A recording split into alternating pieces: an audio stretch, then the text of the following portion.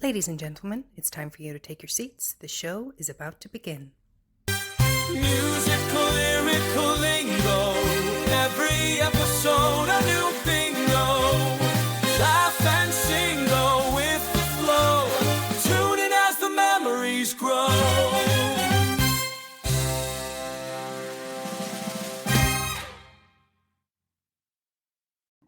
Hello and welcome to Musical Lyrical Lingo. We're your hosts, Tim And LJ, today and every week we will be discussing musicals, but specifically what they taught us. jingle bells, jingle all the way. Oh, what fun it is to ride.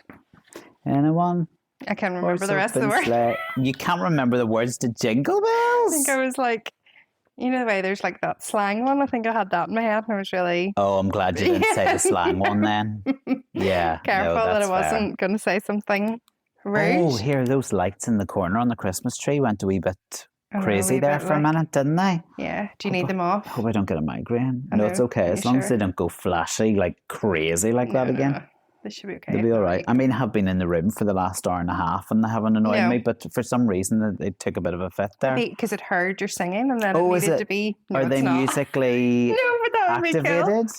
I know they're not. Maybe they are and you just never realised. Maybe. Yeah. Could be. It's much better this year. Have you not noticed? Remember last year you... Well, I didn't want to make comment because I was so rude last year. Although I haven't been into your front room to see your really No. lovely one. I'll have to do that before I leave today. Yeah. No, I know. I was really... It was terrible. It was awful. It was really awful. bad. So the poor child... I mean, it's still black in colour. Well, yes, that one's not going... This is the black and white room, so it's not going to change. I see what you're doing. But the lights are yellow. Well, they're kind of white. Yellow. Okay. Well, the youngest was like, I need to make it better this year. To be fair, he did a really He good job. did. So He well did. done. Well done, Ethan. So there was certain ornaments were allowed on this tree, and then other ones we've kind of just packed in, because the kids are 12 and 14. So as much as I love like all their ones of their handprints and their faces whenever they were younger, Have you sacked them off now? I mean, I haven't thrown them out. I just put them actually into a sack, like a Christmas sack, and they're underneath the Never tree. to be seen again? Yes. Oh, wow. Yeah. That's quite a decision. Yeah. I mean, they were desperate. Okay. So that one has that. So, and then the third tree has like nice balls on it, and then the big tree has like nice a little bit. bubbles, Lauren. It has nice balls on it. Bubbles. They're called bubbles. They're not balls. Honest to God, black tree and balls on your Christmas trees. And then we've got, how many other Christmas trees have we got? We've got 7 in total, but Are only you 3 serious? decorated, yeah. So what are the other? Or like, well, there's like one of those paper ones, and then there's like the metal ones. Okay. Very good. Yeah. Tell you what, you must be exhausted after putting all of them up. Well, probably not as exhausted as you are with your twig. Is it up yet? It's up. Oh. I went, I don't like my twig Oh. of a Christmas tree. So I went to try and buy a new twig Christmas tree because obviously it still needs to be a twigged tree Right. Yes. with just wee lights on Yeah. because I can't be bothered getting a proper, normal, regular green tree. Christmas tree where you then have to put the lights on as well as the decorations. That's not. I'm still too much of a Grinch for all Okay. that. So I did look for a twiggy. Didn't find a twiggy that suited me. Okay. So I went, well, I'm just going to have to put the same disastrous twig, which is about 12 years old. It does need to be binned. But I thought my solution would be, because I couldn't get a new tree, was to just change up the colour scheme of the baubles this year. So we have ditched the purple baubles. Okay. I mean, still haven't ditched them because I might go back to them next year. However, I did spend quite a bit of money on new decorations. So I'm kind of going gold, not gold. Is it gold? Well, red Okay. with like gold. Oh, nice. Do you know what it does do? It complements my red theatre chairs. Perfect. So I thought, fair, Yeah. it's okay. Yeah. I mean, I try not to look at it very much, so then it's fine. Maybe one day we'll get you with a proper tree. One day. Not a chance. Okay.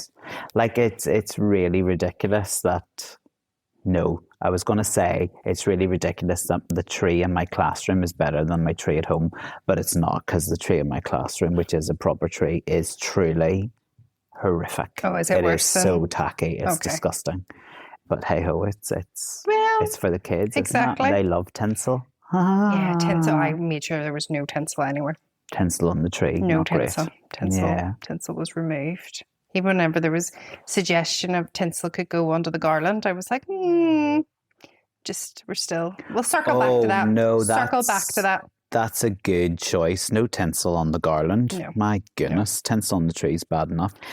In case any of our listeners are wondering, this is our Christmas episode. What? Oh my goodness. I mean, it's just around the corner now, isn't it? It really is. Have you done all your shopping? Oh, I'm going to say yes, but you know, it then gets like that last week and you always feel like you haven't got everything. Yeah. Do you know the situation I've found myself in, particularly today? I've had 2 letdowns in one day. It's not been a good day. No. You know, the things that you have planned, which are like experiences or like not like, well, so I suppose gifts as well, gifts. Then you go to get them and really stupid things have happened, like shops have closed down or, oh no, we're not doing those events anymore. And I'm like, no, none of you understand. This was on the list of Christmas presents this year for me. So I don't care if you're not doing your evenings anymore. You'll do one more just so that I can book in. Yeah.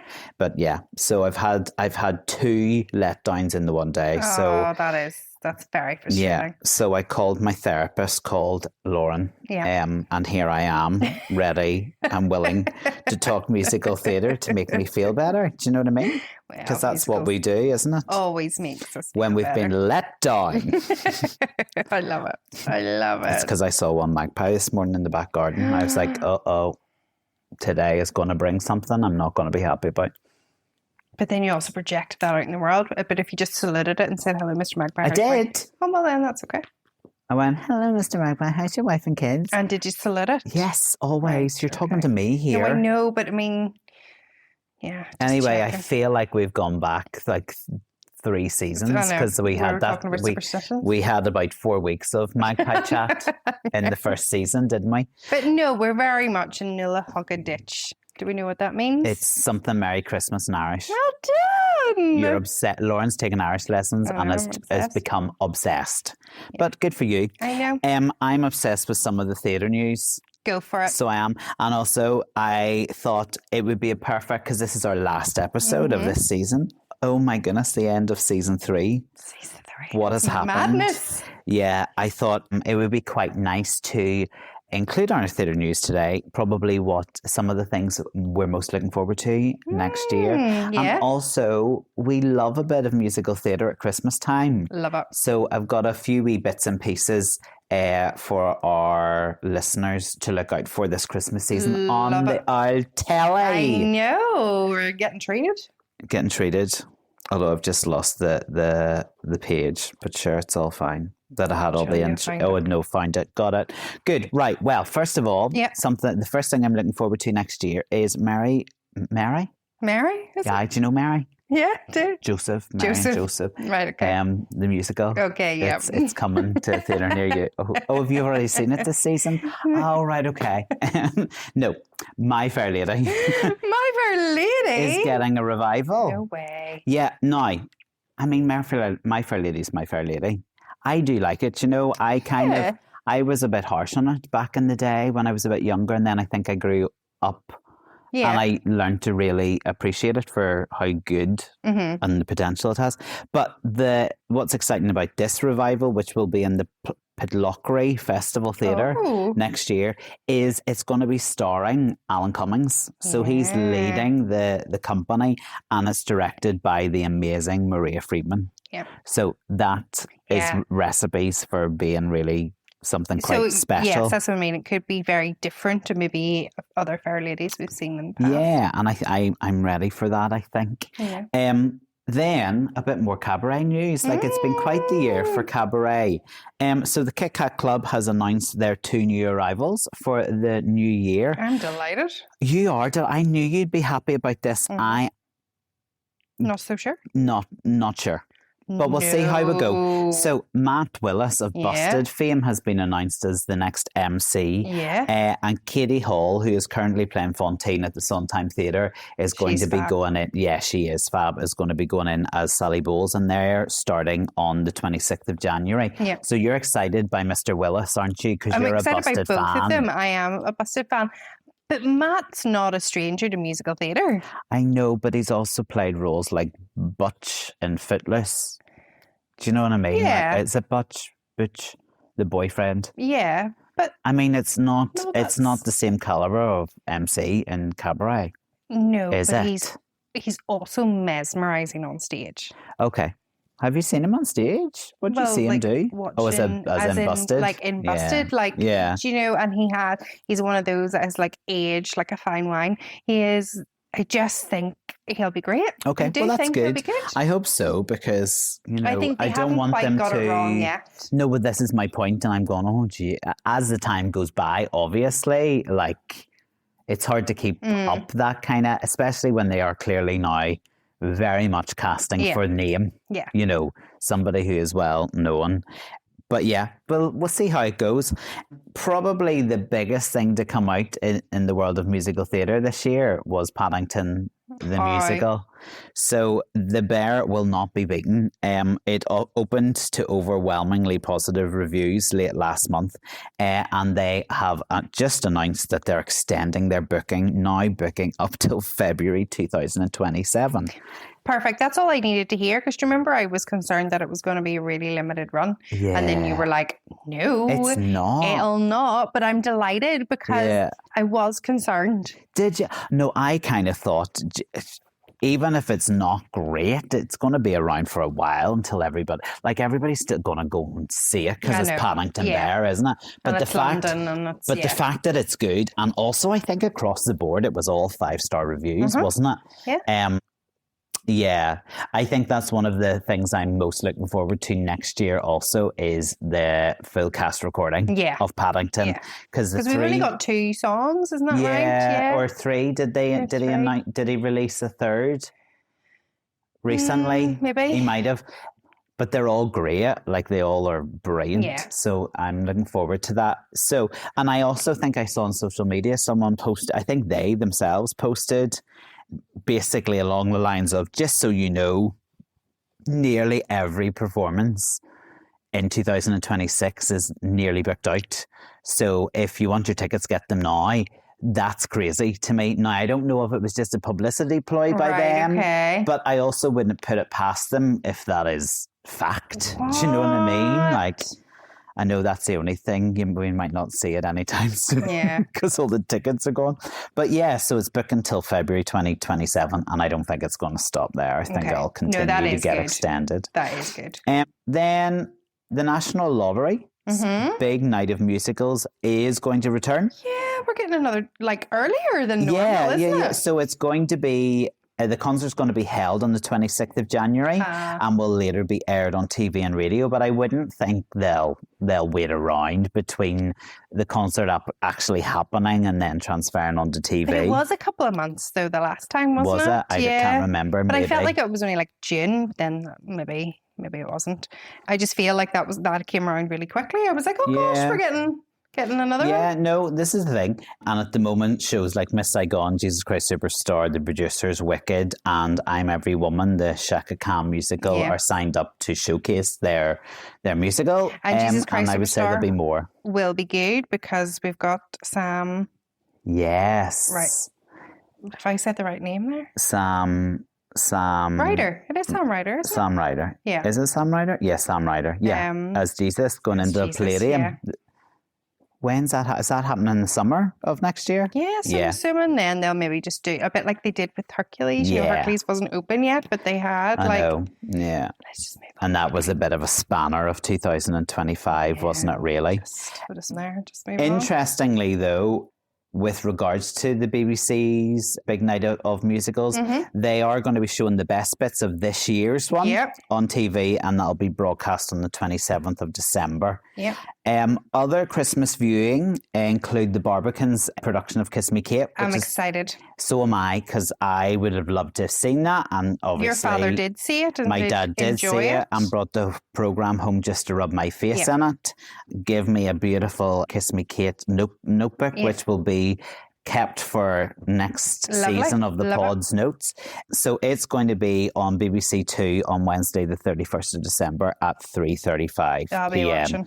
So that's fun. Other Christmas viewing includes like literally every musical movie under the sun. Funny Girls, West Side Story, they're both on the 31st of December on BBC Anything Goes is being shown again. Something Foster's. Matilda the Musical will be on a Christmas day at 1 p.m.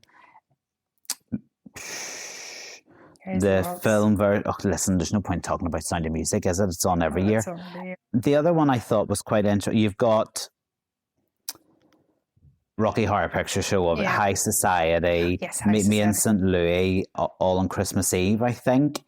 You've also got BBC Two, Calamity Jane and White Christmas. Yeah. BBC Four, I thought this might be interesting, will also air Martin Gatiss's stage adaptation of The Christmas Carol. Oh. And that'll be at 9:45 p.m. on the 21st of December. So, because The Christmas Carol with Leslie Grantham, isn't that who it is? Fraser. That's currently on like one of those like free channels. You know, I think it's like Together. I watched it last night. Oh, did you? Was it good? Yeah, it's always because it's you got mean Jane Kelsey Grammer, by the way, not Leslie Grantham. He's not Fraser. Just he is Leslie Grantham. He was Dirty Dan in EastEnders. Oh gosh. Okay, why is that in my head? Anyway, it's got like Jane. I can never say her last name. Big Broadway star, Krasatsky. Yeah. To finish off our theatre news for 2025, this is my last piece. I've saved the best till last. Also, contractually, Mary Poppins didn't happen this year for me. What shocker. Listen, you know, if the money's not right, the money's not right. You know, you've got to know your worth, Lauren. Paddington didn't happen. And Paddington, obviously, we know. Yeah. Yeah, it's okay. That was a timing issue. Like, I was working on other projects. Damn you, Les Mis. But I now know my next performing opportunities. Okay, what is it? Really excitingly, like I am so excited by this news. Billy Elliot is returning to the stage. So time for something electric to make its return. And they are doing a nationwide search for young performers to play Billy, Michael and Debbie. Now, in my opinion, I could play any of those. So that's really exciting. Now, that's all the news we have so far. We haven't been there. There is information out there as to email you send to the casting director. Obviously, I've done that, but we don't know when it's going to be or where it's going to be. It's going to be an interesting performance when Billy is nearly 40. Sorry, what? Who's nearly 40? I don't know what you're talking about. Certainly not me, you cheeky big slabber. Certainly. You know, might actually bring something different to that musical. But anyway, I just know I can sing and dance the life out of that role. So what the hell's wrong with expressing yourself? Maybe you'll yourself? get Michael instead then. No. No. Okay. Debbie. Anyway, so there we go. That's our musical theatre news for this year. Very good. Very good. Let's move on to what we're talking about today. Obviously, we have to go with the Christmas theme, don't we? Ho, ho, ho. Yeah, and we were kind of struggling a little bit because in the grand scheme of things, there aren't lots of Christmas musicals. Full disclosure, we never thought we'd get through 3 seasons of this podcast, did we? So we never thought of the potentially running out of like Christmas musicals. Christmas, Now, there's still some out there. There's still a few more to go, but like slim pickings. Yeah, You yeah. know, I think we made the mistake the first couple of years doing 2 Christmas musicals Yeah, we were like, a year. oh, yeah. Oh, but you see, like we just didn't know we'd be a hit 3 years down the line. Do you know what I mean? Because we clearly are sparkle. We sparkle and shine. Do you know what I mean? Well, I guess shine. Sparkle and shine. Love it, love it. So we are doing Nativity the musical. Yes, which musical's based on the widely popular 2009 British film, which was a hit. Absolutely. Starring Martin Freeman, Mark Wootton, Jason Watkins as the wonderful Gordon Shakespeare. I just think he's great anyway. And it was written and directed by Debbie Izzet. Yeah. And the film, such a success. I think there's been like 3 or 4 sequels. Although none as good as the original. No, like the second one I think is kind right. of okay, but if I've seen it, I've maybe only seen it like once or twice, but definitely I've seen Nativity more, though I was a wee bit late coming to watch Nativity. Really? I don't think I fully watched it whenever it first came out, but I have obviously seen it plenty of times since. It's every year for me now. Oh, really? Is it one of your your yearly ones? Because unlike you, I am quite selective in my choice of Christmas films, so it would be this holiday. Mm-hmm. This year I'm going to be watching The Muppets Christmas Carol. Good, I think you'll enjoy it. Yeah, I think I will too. And what's the other one? Obviously the Home Alones. 2 before 1. Oh, okay. Because 2's my favourite, and then I'll watch 1.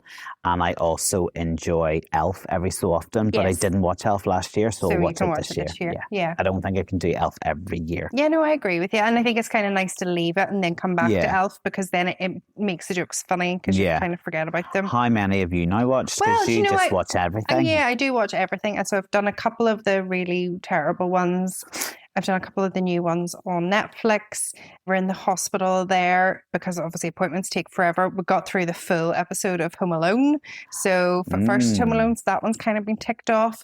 But usually I don't watch my Santa Claus movies, you know, with starring Tim Allen until like this time. So I think I actually might watch the first one tonight with a wee hot chocolate. Ho, ho, ho. Yeah. Well, this musical follows a Coventry-based primary school. Just in case anyone out there hasn't watched Nativity the film, please do watch it. It's really great. I love it. St. Bernadette's, where teacher Mr. Maddens and his assistant Mr. Poppy mount a musical version of the Nativity, with the students promising it will be adapted into a Hollywood movie. Yeah. The musical features songs from the film, including Sparkle and Shine, Nazareth, One Night, One Moment, and She's the Brightest Star I've Ever Seen. Bright star. Love it. I love it. Love it. Yes, it's all based on this big lie where there's school rivalry, which actually got me thinking, like, people don't really understand the school rivalry in Bangor. Do you know, like, in primary schools? Like, is there a rivalry in school? Is there? Do you know what I mean? Like, you always feel like your school was the better school. You went to Ballyholme and I went to Bangor Central, and there's a wee bit of rivalry between those schools, especially in the choir department. Remember? Wow, like... Do you remember? The school choir sing back in the day was fierce. Yeah, and that's one of my favourite memories of your mum as well. It's like... Oh no, what did she do? The one year that you guys didn't win and we won, and then I had singing lessons that day, and your mum was like, they were blooming awful, and I was like, well, I thought we were great. And it was like a streak, so it was like a 7-year streak or something when we broke it. I think it might have only been the only year we did win. I was going to say, you just hold on to that, Lauren. Just hold on to it as tight as you can. But yeah, I love that it's like a real sort of theme is that like St. Bernadette's, is that right? Yes, Bernadette's are kind of like rivals with the snobby Oakmore school. Private school. They're the private school. And that's because the teachers have rivalry. Yes. Which is so funny. Like even like now we went to like the local like secondary school, and there's a couple of other grammar schools in our town, and we still even to this day are like, oh, you went to that school? Like we went to this school. Like it's just so strange that you have that. Like I do think that's a very Northern Ireland thing too, though. Do you? Yeah, I do. Like the I just think I think in general we need to get over ourselves a bit more. Well, yeah, we kind of need to do that in too. this wee island. Do you know what I mean? Like, that we are. We just need to wise up. School's a school. Like, get over yourself. Yeah. But for this plot, it really works. It works, It works. It's very so funny. And I think because the teachers have that rivalry and then that's passed down into the kids, it just brings the humour to the whole thing, doesn't it? Yeah. Didn't realise that actually it was the same sort of creative team from the films that then made the musical. Yeah, so as you say, it was written and directed by Debbie, is it? And co-composed, I think, by Nick Ager. Yeah. Yeah. Yeah, so, but she had a real unique directing style, and that's, I think, where the heart comes from Nativity. A lot of it is improvised. A lot of it is those kids. And you work with kids day in, day out. Like, they don't hold back. They tell it how it is. The performances are so real and authentic that's why that's the heart of the piece, isn't it, really? And then you worry that transitioning from the movie where it was very improvised and what would the kids give them? Because I also think they just cast local kids. Do you know what I mean? They didn't go on this big search for... You would worry that won't then transfer into the musical. But to be fair, when you listen to the soundtrack, you still get that, they have certainly the kids they've got for the musical in the cast recording are try their very best to do it as the kids did in the film, which you've got to take their hat off. The musical made its world premiere in Birmingham Repertory Theatre October and November 2017. Before then touring. And then it did go to the Apollo Theatre. It did, in London. yeah. And what I didn't realise was that Simon Lipkin, he originated on stage. Mr. Poppy. Mr. Poppy. Yeah. And I didn't realise that he did it for so long. Like, he is class, and apparently his vegan is out of this world. Vegan and the good dude, isn't he?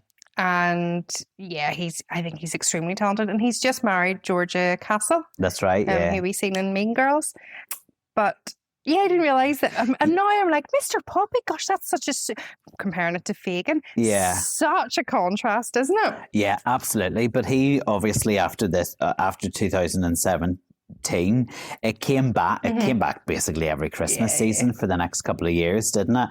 And I think all but the last revival, he came back and did his Poppy. In the original, Daniel Boyce played Mr. Madden. Yeah. And X Factor judge Louise Walsh appeared as the Hollywood producer. But I think that's during the nice that thing. London's event. That's the nice thing about the show is that the critic is almost swapped out, because there has been, like, Danny Dyer's played it a couple of times. Right, Danny Dyer's daughter's played it a couple of times. Rylan. So that's kind of nice to kind of keep the show a little bit. That's it. So different. It did tour October 2018, and then the third UK tour was October 2019. Yeah.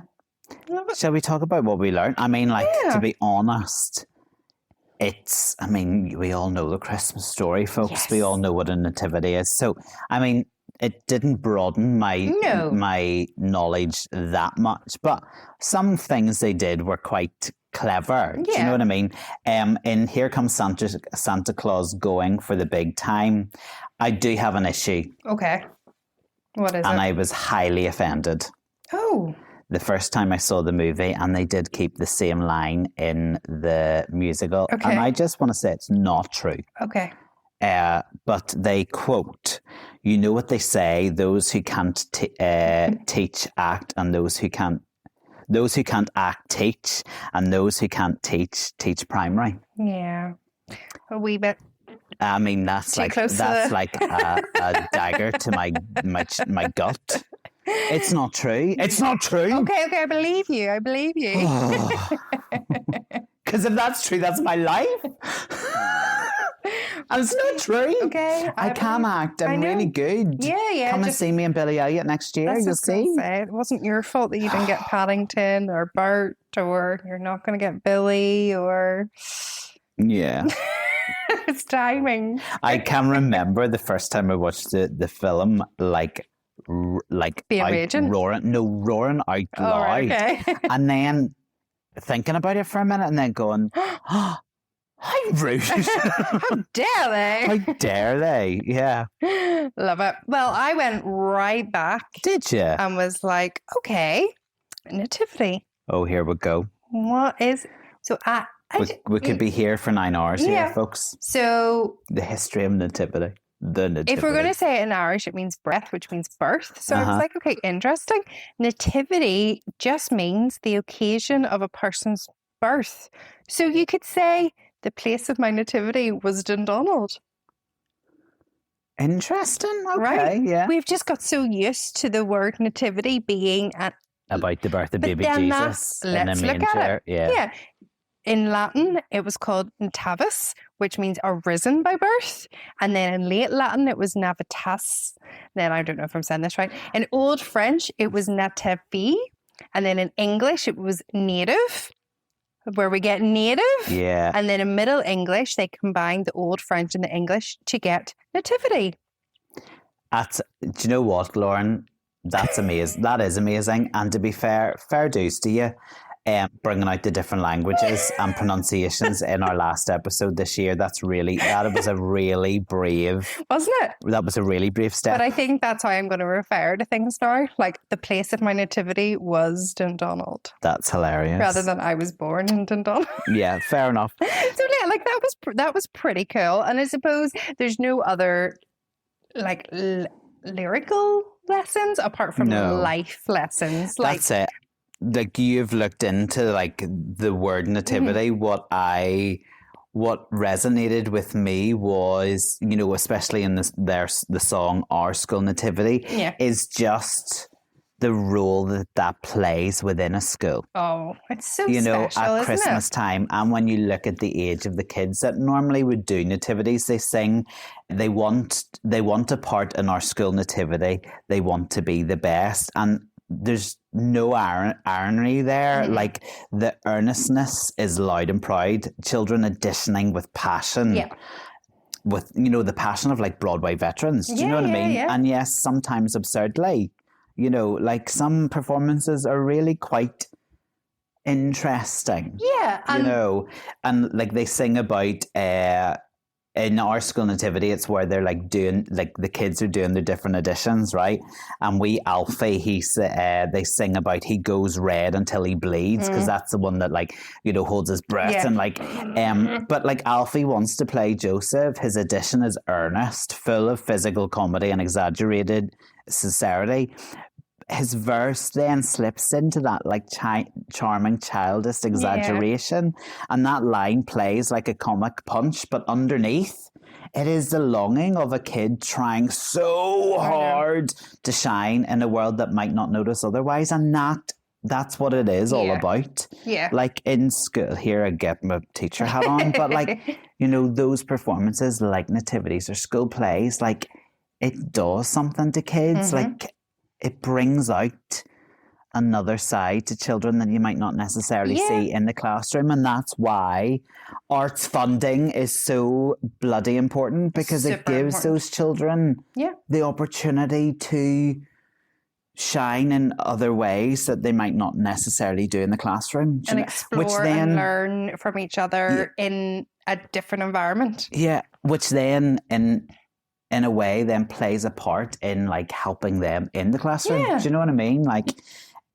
the line they sing, he was shot down in his Nike trainers, I love as well, like Ollie's rap, so Ollie raps.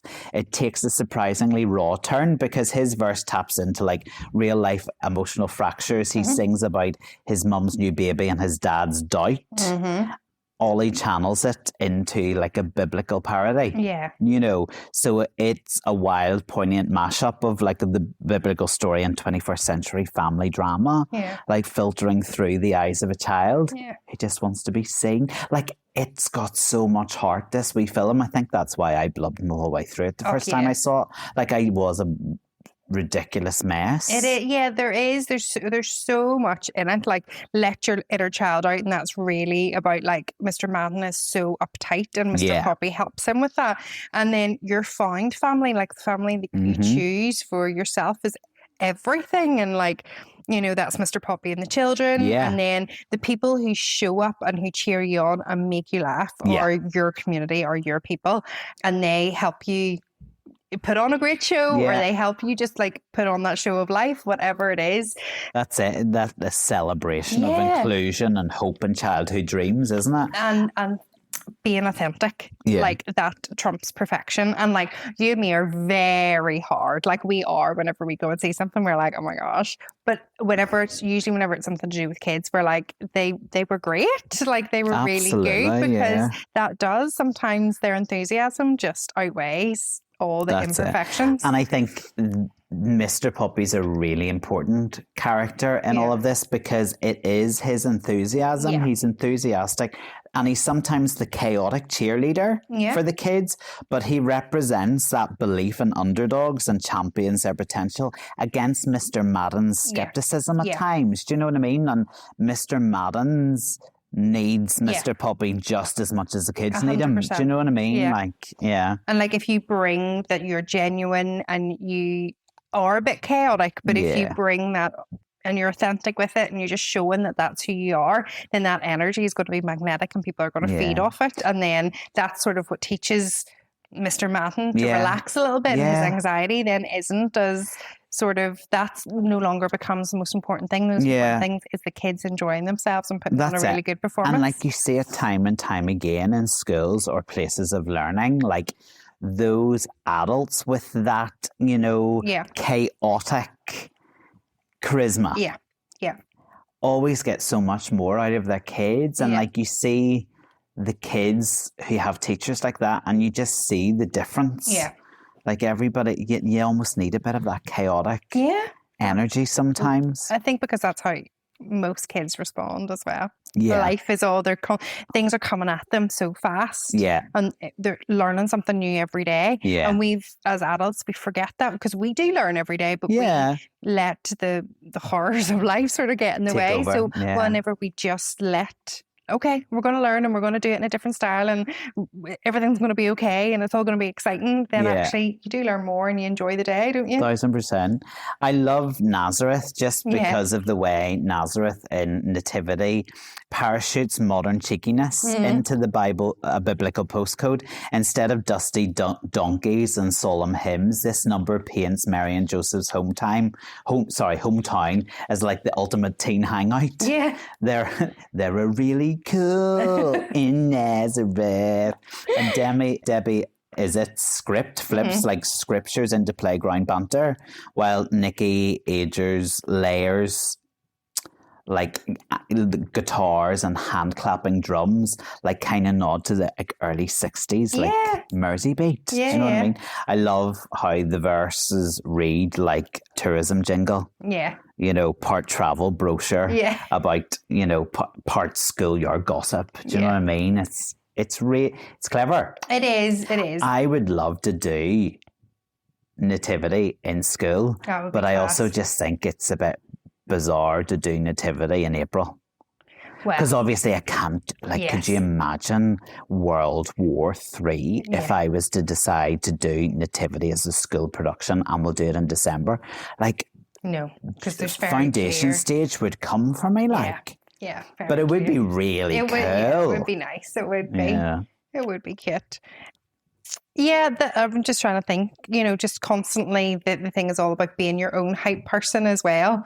And then just looking at like spectacle and actually being, okay, well, we were putting it on for somebody else, but actually we're just going to put it on for ourselves and do a really good job at it. Sometimes you think you need the approval of somebody big, like a big Hollywood movie star, but actually you don't. The people that are going to show up for you, your mummy and daddy coming to see you, don't care what they're coming to see, what else is going on, they're just going to be watching you. Do you know the cutest thing also when it comes to nativities is seeing like videos on social media of the wee kids like before the nativity starts, like looking and them getting really worried because they can't see mum and dad, and then suddenly they spot them and their whole demeanour and their face, like facial expressions just change. It's so cute. It's so cute. Very. What was I going to say about Herod the rock opera scene? Yes. I love that because I think it's also a wee throwback to Jesus Christ Superstar, where it is Yeah. a rock opera. So No, I love so all that. clever. That was Gordon Shakespeare's version of the Nativity. He did Herod the Rock Yeah. Opera. Very funny. So it's like comedy contrast, and then also shows that if you put something on, especially with kids, and there's no heart behind it, it's going to fall flat. Yeah. Because the kids need to like enjoy what they're doing, need to be loving what they're doing, or else it is going to look like kids were forced on the stage. Yeah, that's very true. That is true. And yeah, fake it till you make it. Yeah. Let's just follow that in life. Can I just say, I've noticed a trend this year, Lauren. You've started typing up your notes. Well, I'm not typing them up, but yes, I've But your started to notes print are them out typed. because I'm very usually impressive. doing them whenever I'm loading the dishwasher or doing something at the same time. So then instead of me writing them all out. How can you, do you dictate it to something? Yeah, And yeah. then it prints it off? Yeah. Oh, you're so high tech, aren't you? Like, here I am sitting for hours scribbling. But I into mean, a I have a notebook. bit of both. Do you know what I mean? I know it's I very, write I and mean, it's then impressive. And your notebook says, make it happen, which make I it love as happen. well. Yeah. Very good. I mean, as I said, not a huge amount of learning, no. but really quite endearing. And it is a as cute well. musical. It's a cute film. Lovely. It's one that should really be on your playlist. Yeah, listen, the songs are brilliant. Yeah, and Sparkle and Shine will get stuck in your head for Yeah, days. is that your standing ovation? Yeah, my standing ovation's kind of the nativity section. Okay. Which, like, they make you wait the whole way through, Yeah. and then you just get this 10 to 15 minutes of sheer joy as they, like, then perform their nativity. And you've got, like, great songs in there. Nazareth, One Look. Yeah. Good news.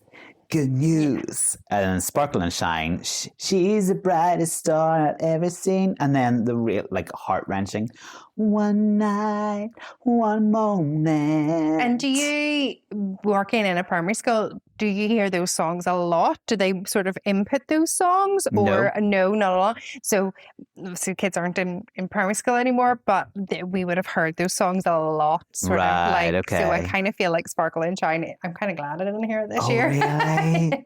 Oh, no. In our nativities, they haven't taken any. No inspiration. I mean, they've got lots of different, like, songs going on, but not any of the ones from Nativity the Musical, no. That's because they're waiting for you to do Nativity. Yeah, I would love it. Like, I would love it. It would be great. Talking about Nativity, do you remember your first Nativity? Yeah, I think so. What were you? I think I was a shepherd. Oh, little Lauren the shepherd. Yeah. Because I remember having like a tea towel over my head, which is the classic. Yeah. Not a wee angel. I thought you'd have been a wee angel. No, I think I was a shepherd. Can you recall wanting to be a part in the nativity? Like, was there a part you wanted to be? No, I probably at that point, because you are quite young, which you're like P3, aren't you? P1 to P3 normally. P1 to P3. Yeah, I probably didn't have that urge to like. Really? Yeah. Put myself forward. But like Lauren, yeah. I remember you your early days of stage school, like kicking girls out of the way to get to the front. That's a lie. It's not a lie, but I'm telling you. And the dirty looks, you're stepping in front of me. What are you doing? That's probably when I was a bit older and wanted to like learn. So you did. There wasn't a role you wanted to play. Like you weren't ready to like trip Mary up in the playground because she got play. Oh wow! No, I think I was just happy. That amazes me. I was livid. Were you? I remember being livid. One? Nope, worse. What were you? I mean, some would say I made a really good job of a bad situation. Okay. I was cast as King Herod. Oh, right. Didn't like it, no. Imagine, but like, let's think about the story of the Nativity. Yeah, I know. The last person you would want to play is King Herod. Yeah. He's not very nice in the Nativity story, is he? Like, let's be honest. That's disappointing. Yeah, which made me laugh then when it came to Nativity and Gordon Shakespeare's version of Nativity was Herod the Rock Musical. Because I went, yes. I'll do that That's what I should have had. So I had one line.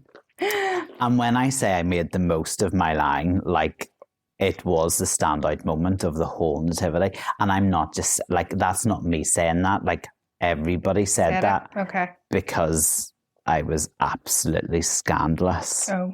Well, because you know what it's like. You just they want all the they all centre of have their wee attention. lines, and they go, and then Joseph yeah. came to the inn, and the innkeeper, Yeah. can I have a room in your inn? And then the baby, it's, do you know what I mean? I came out from a line.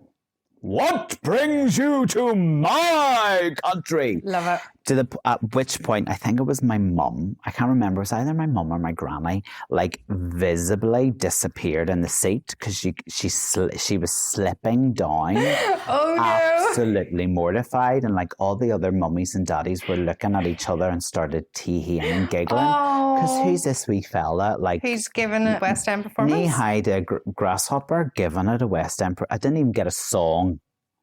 Yeah. But like when I say people won't forget King Herod, they won't forget him. No, definitely not. What brings you to my country? I have to say that I remember like anytime there was nativity sort of, because I then changed schools when I was about P4, anytime there was something, I was always brought on to do like a reading.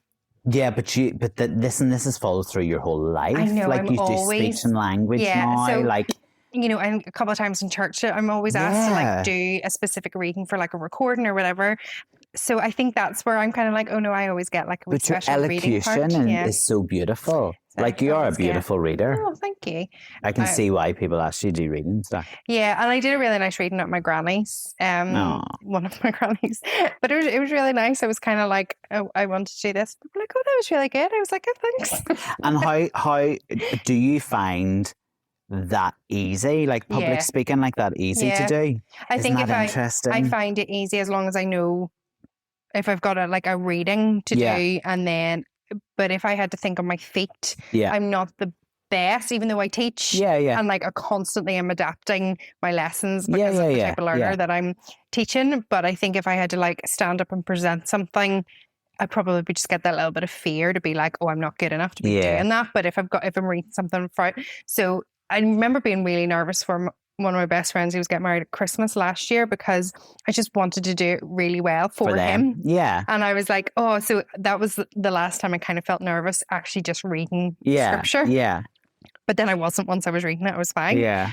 But yeah, no, I'm much easier, or I find it much easier if it's a scripture or a poem or something like that. I know that I'll be able to perform it. It's really interesting. The reason I ask is because that's my idea of like if it's like a poem or something. So if you ask me to do a reading or like read a poem out or even sing like a solo somewhere, like I'm like, oh, whereas I'll go on stage and I'll do whatever you want. Do you know what I mean? It's just interesting, the different scenarios, and they can give you different anxieties or like. You asking me to do a reading is my idea of hell. Yeah. And I would panic over it, and I would over rehearse it, and even on the day I'd still be going, it's so weird. Yeah, that's strange. And people always would have said, because I would have done a lot when I was younger in, like church or come this time of the year, I was always given a song to sing or something. Honestly, every year I was like, I wish they would just stop asking me, because I just get so nervous about it. But yet I could go on the stage and do like a whole number and I'd be okay. Yeah, I know. So weird. It's different because my other granny's funeral there a couple of weeks ago, Caitlin like read out something that she had written about Granny, but I felt like I couldn't do that. Well, if you had to give me a piece of scripture, I probably could have read that. So yeah, it's strange what people feel comfortable doing. And it's interesting. But as long as everything comes with heart. That's it. And it always comes with heart, to be fair. And that's one thing that I love about every time I think of Nativity, I always think of CJ, because she sang the most beautiful song at her Nativity. She was an angel. Oh, of course she was. So cute. And then unfortunately Ethan never got to do a Nativity because he was COVID year. Oh, that's so sad. So because they always did it in P3 in his right, school. Okay, right. So he was involved in like the choir and stuff for P1 and P2, but whenever it came to P3, do you remember it was that hot? It was like 2021 where then we closed the schools early. Yes. So then Nativity didn't happen. So he always missed out. What a wee Bless him. dote. I'm sure he would have been a lovely whatever it was. He would have actually. He could have. You could see him like playing any. He could have been Joseph or a wee innkeeper or a wee wise man. But here, do you know, I have to tell it on the pod because I mean it is musical theatre. He's currently rehearsing for Charlie and the Chocolate Factory. And Timothy, like, you'd be so proud of him if you were walking around the school now, because he is wearing that hoodie with pride, and he's like, this is part of my school uniform and I'm part of the production team. Good. I get to go out of class because I'm Jerry, and I'm like, I'm so proud of you. Would you imagine if we had like school plays and hoodies maybe walking around? But times have changed. Times have changed. Good for him. Well, that's us. That is we us. wrap up another year, another season like crazy. And we've had a really productive season. It's been so different as well. Yeah, because we've done a lot. Interviews with different people and we tried different episodes and season 4, what will it bring? I know. Talking about wrapped up though. So I am on a listening platform, and every year they do a wrapped up like of what you've been listening to the most this year. Are you on said? Yes, I have. So you're on the same one as me, are you? So I thought it'd be quite interesting just to see how much of a musical theatre fan we both are. Who is maybe the biggest fan of the musicals? So, do you have your top genres? Yeah, let me just find. So let's do your top genres first for a giggle. I need to like go through it all here. Yes. Okay, so what was your number 1 genre? Musicals. Same. Number 1, musicals. Number 2 was dance pop for me. Then synth pop, number 3. Orchestral, number 4. I'm so weird. And then number 5, it makes me laugh, children's music. That is, What about you? Out of context, that's hilarious. So I was musicals number 1, alternative rock for number 2, dance pop for number 3, oldies for 4, and comedy for 5. Oh, comedy? Like comedy songs? I don't know. That's really bizarre. Okay, fair. What was, let's do our top album next. Okay, where do I find that? Because I'm going through this. So your top albums. Oh, hold on. I've got top songs. I need to find my top albums. Yep. Right. So this will really test who is the biggest musical theatre fan. So my top album of 2025 was, I'm so proud of this, Death Becomes Her. Was it? Yeah. Do you know what mine was? What? Moulin Rouge. What? I know. That's really bizarre. I wouldn't have thought that would have been your top. So mine were number 1, Death Becomes Her. Number 2, 25th Annual Putnam County Spelling Bee. Number 3, Devil Wears Prada. Number 4, Boop, the Musical. Oh. And number 5, going for a clean sweep, Sunset Boulevard. Well, you have won. I am a musical theatre, like goat, not goat, but greatest of all time. Greatest of all time fan. Well, I only had 3. Sham. It's all a sham. I only had 3 top albums. Number 1 was Moulin Rouge. Yeah. Number 2 was Book of Mormon. Okay. And number 3 was Jagged Little Pill from Alanis Morissette. I listened to that. Ridiculous but at least your top 3 were like musicals. Yeah. Okay. That's all right. Your top 3 still came in as musicals. So, that's all right. There we go. Who was your top artist then? My top artist, I need to get to him, but I do know it off by heart, was Aaron Tveit. Okay. I'm slightly disappointed in mine. What? And it was the same last year. And I'm like, is there going to be a year where he doesn't top my top artist? It was Andrew Lloyd Webber. Oh, he was my second. But come on. So I had Aaron Tveit, Andrew Lloyd Webber, Alanis Morissette, Danny Bernstein, and then Andrew Reynolds. Okay. Mostly showbiz, or mostly like musical theatre. Yeah. Mine were a mix. Okay. So mine was number 1, Andrew Lloyd Webber. Number 2, Delighted, Marisha Wallace. Okay, yeah. Number 3, Cody Fry. If you haven't listened to him, listen to him. Okay. Really brilliant. And number 4 was Megan Hilty. Lovely. And then number 5 was Jim Bob from Carter, the Unstoppable Sex Machine. Well, I mean, he is Jim Bob in his own right, but he originally came from Carter, the Unstoppable Sex Machine. But there you go. Listen, that's life. I love it. And what about your age? Oh, my age, I was delighted. Oh, were you? Yeah, 35. I came in under my age. Do you want to know what my age was? 80. 75. 70 what? 5. 75. It said I listened to an awful lot of old music. I was like, musicals? Maybe the older version, older ones. I don't know.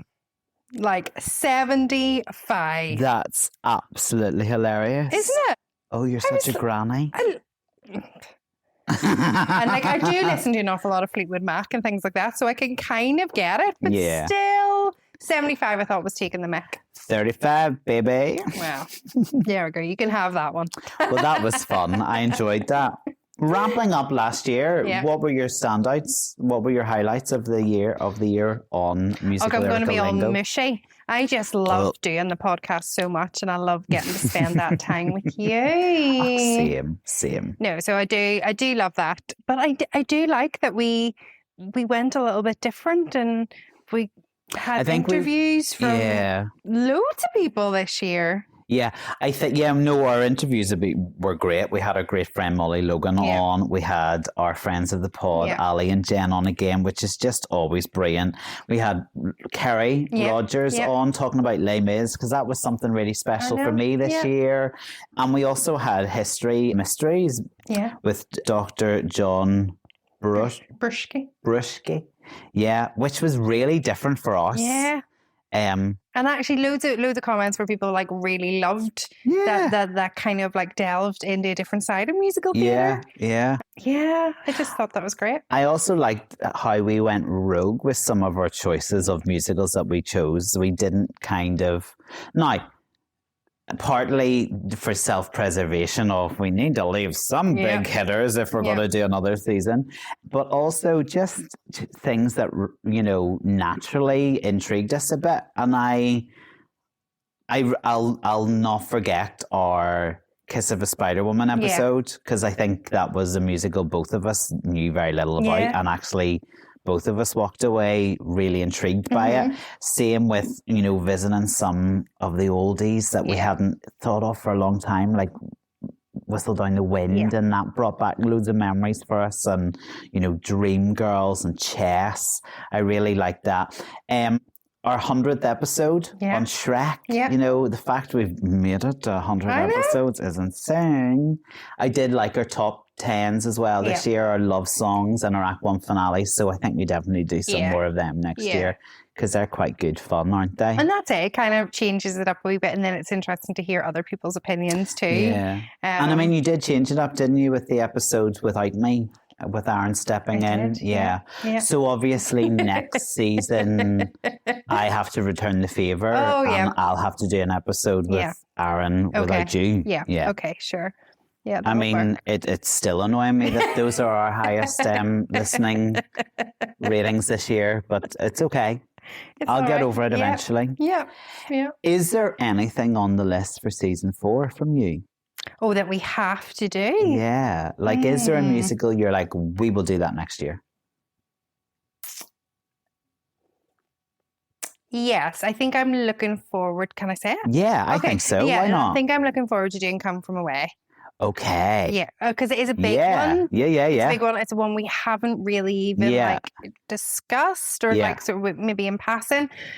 But yeah, I'm looking forward to doing that and delving deeper into that. I think because obviously it's another one that's based on a true story, and I do love that. I think I'm also looking forward to discovering a new musical. Yeah. Like we didn't really do our you go and listen to some this season. Yeah. and I miss it. So did I. I missed that this year too. I know we Yeah. we did, where we listened to like Devil Wears Prada, and it was kind of a similar-esque feel, but no, I loved the fact that we explored. And giving you I 5 suppose new music or 5 unknown musicals, maybe. unknown musicals are and you unknown going to away us. and picking one, and I like that too. Because you were really listening to the album and then listening to them again and then kind of going, no, I think this is the one I connect to the most. Yeah. And that's great. I suppose we should mention now that like our lovely Millennials Are Killing Musicals is getting its premiere in LA It's so in brilliant. June. Well like, done, Nico. amazing. But yeah, I'm looking forward to discover more, and whether that's through, hopefully it will be through our episode, or maybe there's going to be a brand new musical which That is pops discovered up. out there. Yeah. So yeah, what about you? I'm looking forward to a musical I'd like us to do next season is Ragtime. Oh, yeah. And we've mentioned it through, I think it was like top 10s and things and like that. Act 1 finales and stuff like that. So yeah, I'm looking forward to doing it. Yeah. But yeah, it's been really exciting. So thank you to all of you for sticking with us through all the nonsense we talk about. Wrapped. We had a couple of people that we were number 1 on there. Yeah, so and that's exciting. that means so much, because I still kind of think it's just us chatting and we record it, and I don't really know how many people listen to us, but the fact that people are still listening to us on a regular basis is really lovely. 3 years in. Yeah, that's great. Because we're just like 2 nobodies, like, to be honest with you. I mean, I know I've got delusions of grandeur. Next year will be my breakthrough year. I really hope that there is. There's some part out there, somebody is writing, they're like, I just need Tim. Do you know, that guy needs his own show, a one-man show. Like, I thought, man, you're like your own podcast. And I was like, don't leave me. No, never. Leave me. How could I leave you? Name that. So I couldn't. It's from Follies. Get it. Yeah. Well, that's us.